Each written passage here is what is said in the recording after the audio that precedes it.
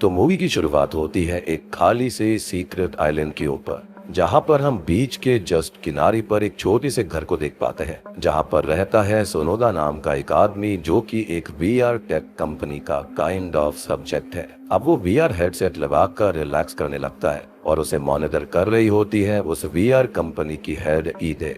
और आगे जाने से पहले मैं आपको थोड़ा सा वीआर के बारे में बताता हूँ। हालांकि मोस्टली लोगों को पता होगा, लेकिन फिर भी एक इंफॉर्मेशन के लिए जान लेते हैं। इसका मतलब वर्चुअल रियलिटी है, यानी कि हमारी असल दुनिया और रियलिटी की एक डिजिटल नकल, जहाँ पर सब कुछ रियल वर्ल्ड की तरह होता है। वहाँ पर हम घूम सकते हैं, खेल सकते हैं, दुनिया देख सकते हैं। और पहले हमारे एक्शन लिमिटेड हुआ करते थे। अब मूवी के अंदर ये बहुत ही ज्यादा एडवांस स्टेज पर है, क्योंकि यहाँ पर ब्रेन का इस्तेमाल भी किया जा रहा है। इसके अंदर दिमाग का इन्वॉल्वमेंट पूरा का पूरा है और ब्रेन फंक्शन से वीआर दुनिया काइंड ऑफ जुड़ रही है हमारी मेमोरीज के डेटा से और भी सारी चीजों से। और यहाँ पर ब्रेन सिस्टम का इस्तेमाल भी किया जाता है। तो यहाँ पर सोनोदा रिलैक्स कर ही रहा था, लेकिन तभी उसे कुछ हलचल महसूस होती है और अब वो रेड ड्रेस में एक अजीब सी बेड़ियों में बंधी हुई विच को अपने पास आता हुआ देखता है और घबराने लगता है। और ये सब वीआर हेडसेट के अंदर ही हो रहा था, यानी कि वर्चुअल दुनिया के अंदर। अब यहाँ ईदे जो कि उसे मॉनिटर कर रही थी, वो ब्रेन के अंदर हलचल होने से अलर्ट हो जाती है और यहाँ पर वो सोनोदा से कनेक्ट करने की कोशिश करती है, लेकिन इसका कोई फायदा नहीं होता। तो वो भी अब हेडसेट लगा लेती है और उसी वर्चुअल दुनिया में पहुंच जाती है, जहाँ पर वो सोनोदा को तो नहीं देख पाती, लेकिन वो उसका पीओवी देखती है, यानी कि पॉइंट ऑफ व्यू को देखने लगती है। और आसान भाषा में समझाऊं तो वो दोनों ही इस दुनिया के अंदर एक तरह से मर्ज हो गए थे। और ये कैसे हुआ है तो इसके बारे में हम आगे जानेंगे।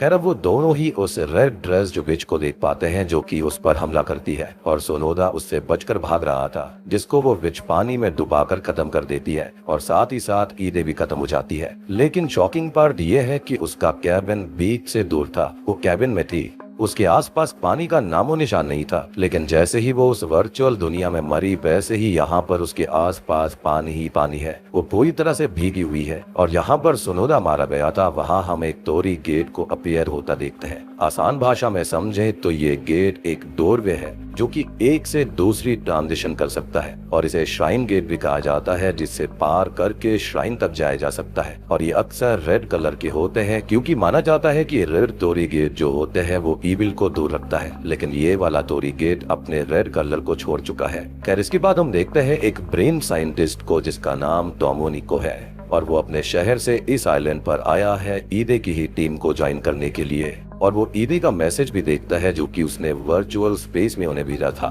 वहाँ पर उनसे बात करी थी। ईदे अपनी कंपनी के बारे में बताती है कि उनकी कंपनी का नाम डेनागेट है और इस वर्चुअल दुनिया को वो न्यू वर्ल्ड कहती है। इस वर्चुअल आइलैंड को उन्होंने इस असली आइलैंड को ही स्कैन करके बनाया है। वो अपनी टीम के बारे में बताती है, जिसमें 4 और लोग हैं, एक इंजीनियर और एक टीम प्रोग्रामर जो कि यंग है और अपने काम में बिल्कुल बेस्ट है। वो आगे ये भी कहती है कि एक बार वो यहाँ पर सेटल हो जाए तो वो उसे कुछ बताना चाहती है। करब टोमोनिको अपने स्टॉप पर पहुंच जाता है और बस में उसे रेन नाम की एक स्टूडेंट लड़की मिलती है, जो कि उसके वीआर हेडसेट को देखकर उसे थोड़ी बहुत बात करती है। लेकिन टोमोनिको थोड़ा अलग टाइप का शांत सा इंसान है और वो काफी अकेले रहने वाला प्रैक्टिकल आदमी है और उसे लोग ज्यादा पसंद नहीं है, तो वो रिन को अवॉइड करता है। खैर, अब ईदे की टीम से हारुकी उसे पिकअप करके उनके ऑफिस तक लेकर जाता है, जहां पर वो उन्हें उनके हाउस हेल्प, शेफ और सर्वेंट ओल्ड मैन सीगे से मिलवाता है और अपने बाकी टीममेट्स आयो, मियो और कोजी से मिलवाता है।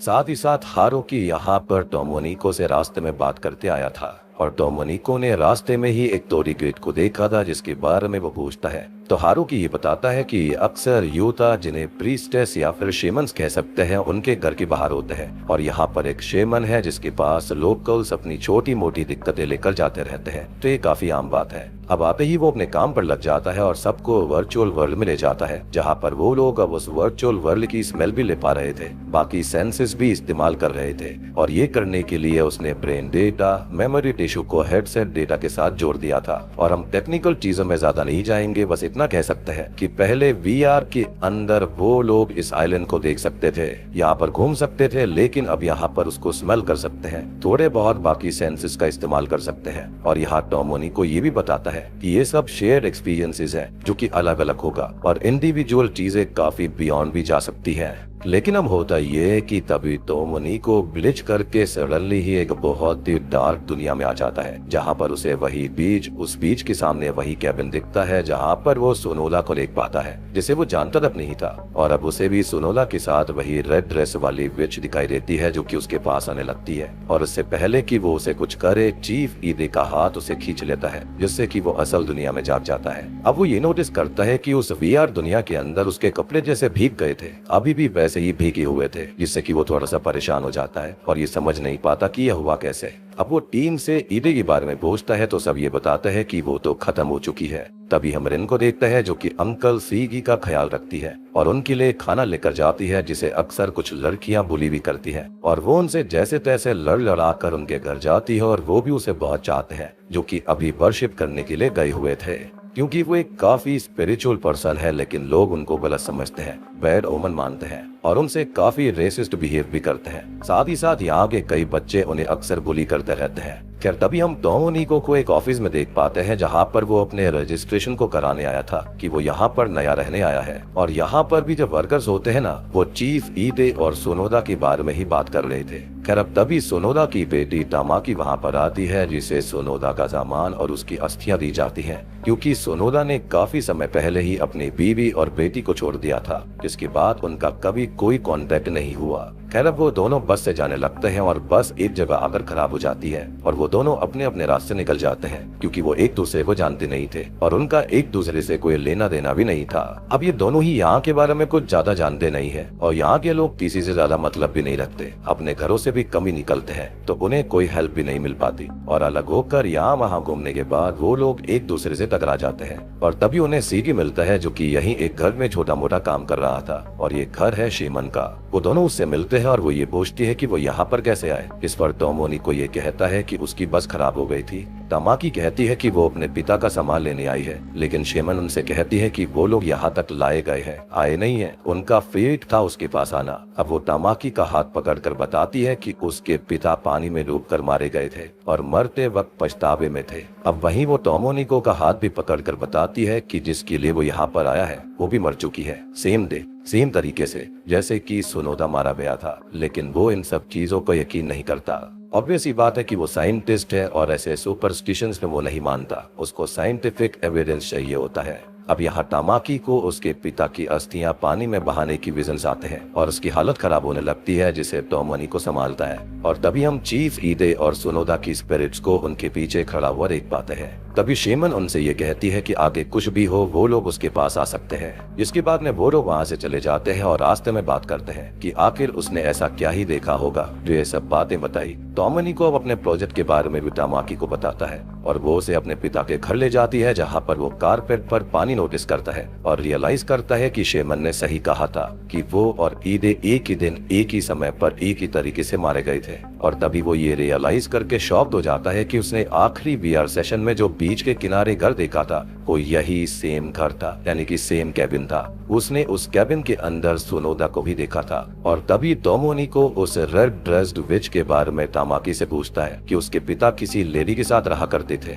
जिस पर वो कहती है कि उसे उनके बारे में कुछ नहीं पता, उनका कोई भी कांटेक्ट आपस में नहीं था। एनीवेज अब इसके बाद तोमोनी को अपने ऑफिस जाता है, जहाँ पर वो सबसे पूछता है कि चीफ ईदे का सोनोदा से क्या रिश्ता था। इस पर सभी ये कहते हैं कि उन्हें इसके बारे में खास जानकारी नहीं है और चीफ ईदे अपने तरीके से काम किया करती थी। जिस पर वो ये बताता है कि वो दोनों एक साथ एक ही समय पर एक ही तरह से मारे गए थे, बस जगह अलग अलग थी, लेकिन दोनों की ही आसपास सी वाटर मिला था। लेकिन पुलिस ने केस में यही लिखा है कि उनकी हार्ट फेलियर से सडनली मौत हो गई, जो कि बिल्कुल गलत है। और ऐसा ही सेम पानी मिलना यहाँ पर तोमोनिको के साथ भी हुआ था। खैर अब ये सभी वो वाली रिकॉर्डिंग देखते हैं जहाँ पर उन्हें भी उस रेड ड्रेस्ड विच की हल्की सी झलक दिखाई देती है। और अब तोमोनी को ये बताता है कि ईदे कोई सीक्रेट एक्सपेरिमेंट कर रही थी अपने सब्जेक्ट के साथ में और मरने से पहले बीच पर कुछ हुआ था और उन्होंने सेम ही चीज एक्सपीरियंस करी थी। जिस पर टीम मेंबर्स ये कहते हैं कि उनके एवटार्स तो अलग अलग होने चाहिए थे वर्चुअल वर्ल्ड के अंदर, तो ऐसा कैसे पॉसिबल हो सकता है।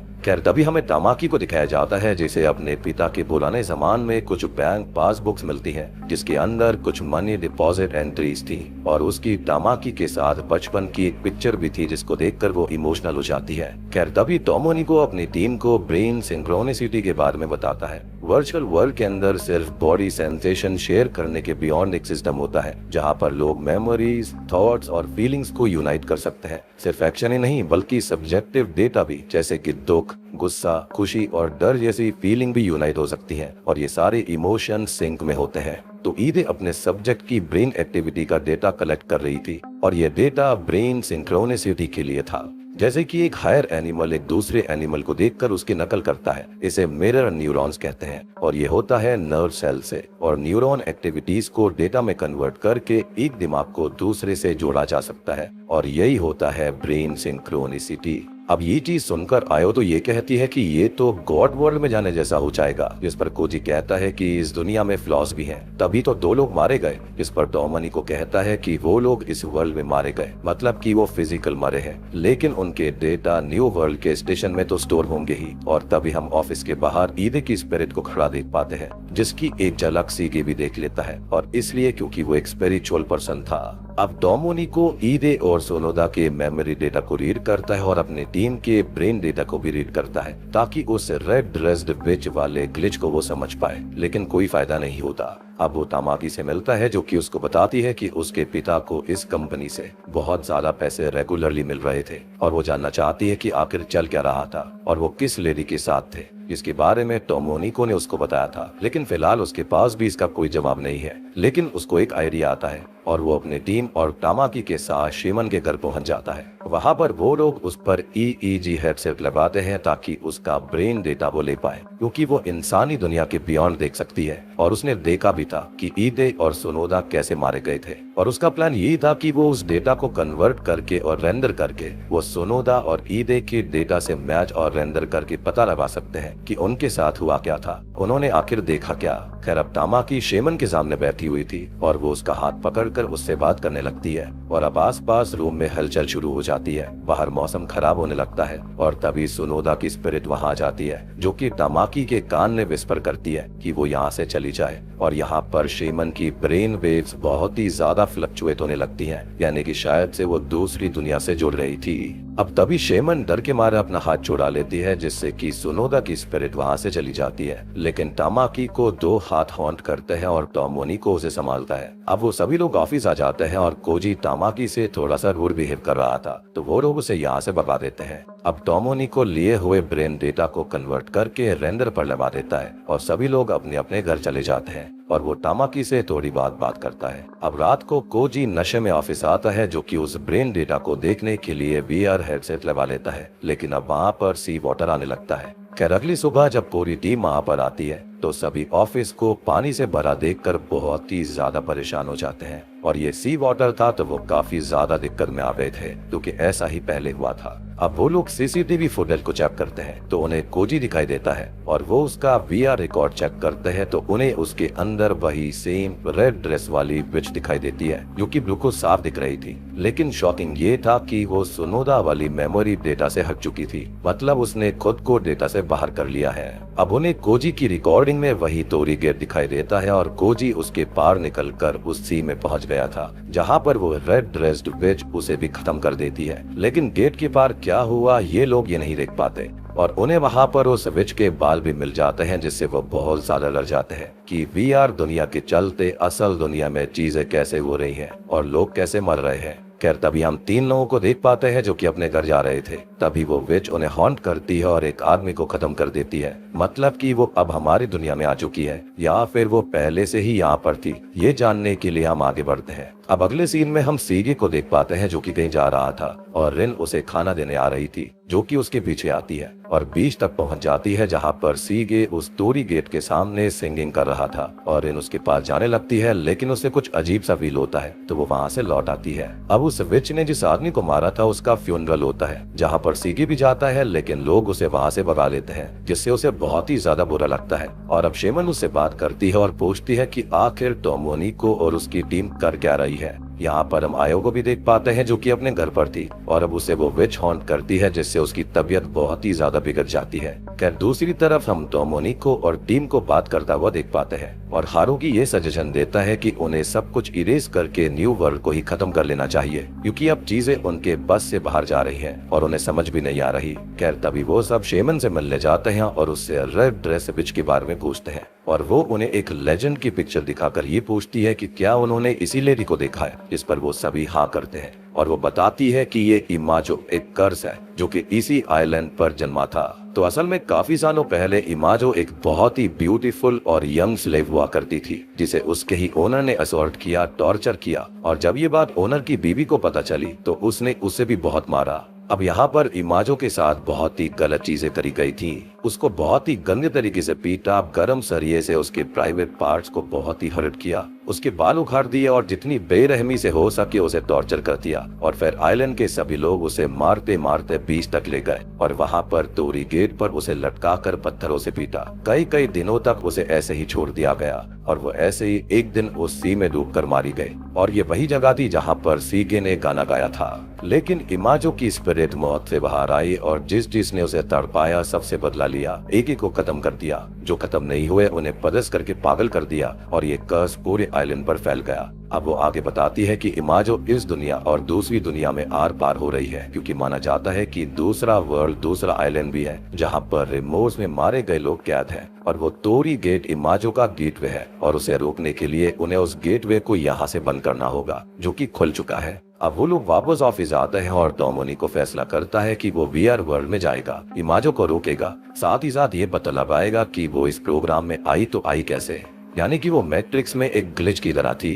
खैर अब उसके साथ हारुकी भी जाने को तैयार होता है, लेकिन अब इमाजो वहाँ पर आकर आयो को अपने साथ ले जाती है। टोमोनिको भी वीआर वर्ल्ड में जाता है और आयो को तो बचा लेता है, लेकिन इमाजो उसे पकड़कर खत्म करने लगती है और अब हारुकी ये कहता है कि उन्हें उस डोरवे को यहाँ से बंद करना है, तो वो वहाँ पर जाता है और उसे काट कर गिरा देता है, लेकिन इमाजो उसे भी खत्म कर देती है और यहाँ पर वो टोमोनिको को खत्म कर रही थी, जिसका एवेटार ग्लिच करके वीआर वर्ल्ड से हट जाता है, तो वो भी रियल दुनिया में वापस आ जाता है। अब तभी वहाँ पर सीगे आता है जो कि उनसे ये कहता है कि वो इमाजो को फ्री कर दे और उनका न्यू वर्ल्ड का सिस्टम तोड़ देता है, जिससे टोमोनिको बहुत ज्यादा दुखी होता है। अब सीगे वहाँ से चला जाता है और बाकी लोग हारुकी को ढूंढने चले जाते हैं। इसकी बॉडी उसी बीच पर है और साथ में कोजी की बॉडी भी वहीं फ्लोट कर रही थी। अब टोमोनिको को सीगी का एक ब्रेन डेटा मिलता है और वो उसको देखने लगता है। वही तामाकी शेमन के पास जाती है और उससे इमाजो की आगे ही कहानी पूछती है। और दोस्तों अब यहाँ पर खुलते हैं इस मूवी के असली पत्ते।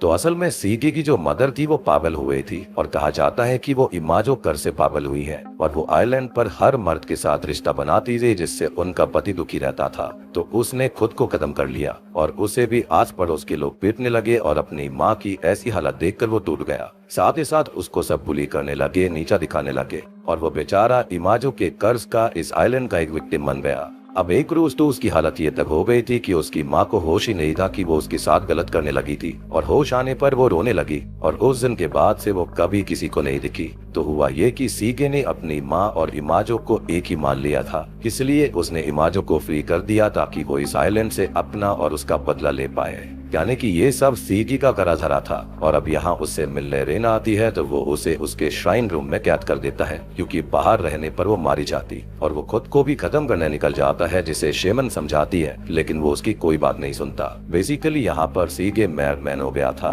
अब तामाकी उसके घर आती है और उसको रिन मिलती है और वो श्राइन रूम में देखती है तो यहाँ पर वॉल के पीछे सीगे की माँ की बॉडी थी, जिनको बचपन में ही उसने खत्म कर दिया था ताकि वो इमाजो से इंसाफ पा सके।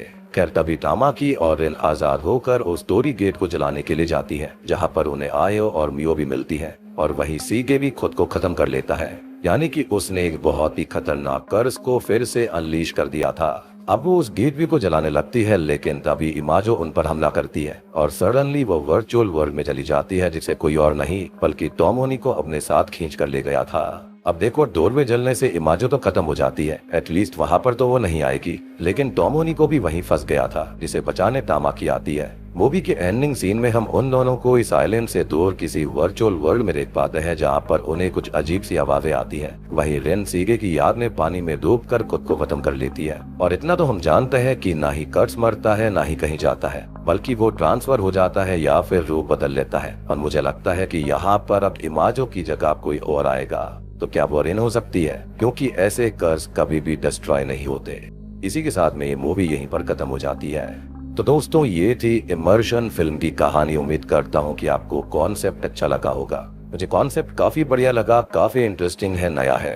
एटलीस्ट जो आजकल हॉरर मूवीज आ रही हैं उनसे तो काफी फ्रेश और काफी चिलिंग एक्सपीरियंस रहा है। तो देखा जाए तो यहाँ पर ये रेड ड्रेस वाले विच का आना कुछ और नहीं बल्कि सीगे की ही गलती थी। उसने ही उसको आजाद किया था। और पता है यहाँ पर सीगे के साथ में हुआ क्या था? उसकी माँ के साथ जो अत्याचार हुए या फिर जो कुछ भी हुआ और जो यहाँ पर इमाजो के साथ हुआ था, उसने दोनों कहानियों को जोड़ दिया था, जिसके चलते वो यहाँ पर इमाजो को ही पूजने लग गया था, उसको ही अपनी माँ की तरह ट्रीट करने लग गया, जिसके चलते उसने उसको आजाद कर दिया, उस कर्ज को अनलीश कर दिया।